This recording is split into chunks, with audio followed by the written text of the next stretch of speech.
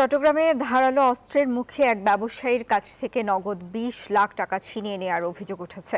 মঙ্গলবার সকালে নগরীর কাপ্তাই রাস্তার মাথা জান আলী স্টেশন এলাকায় এই ঘটনা ঘটে। পরে ঘটনার সাথে জড়িত একজনকে আটক করে পুলিশে দিয়েছে স্থানীয়রা। অন্যদের ধরতে অভিযান অব্যাহত রয়েছে জানিয়েছে পুলিশ। উদ্ধার করেছে ছিনিয়ে নেয়ার কিছু অর্থ।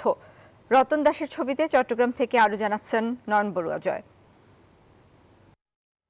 সিসিটিভির ক্যামেরায় দেখা যায় মঙ্গলবার সকাল ৭টার দিকে নগরীর কাপ্তাই রাস্তার মাথা জান আলী স্টেশন এলাকায় ডিস্ট্রিবিউটর রফিক আহমদ ও তার সহযোগী ব্যবসা প্রতিষ্ঠানে যায়।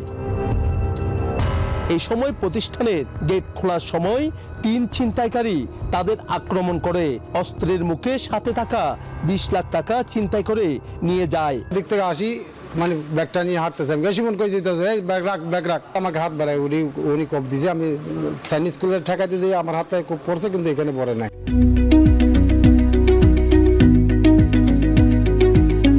গতকালকে যে সেলসের টাকা ছিল আর হচ্ছে আমাদের পার্সোনাল কিছু টাকা ছিল, তো সব মিলে হচ্ছে আনুমানিক ২০ লাখ টাকার মতো টাকা এখানে ছিল।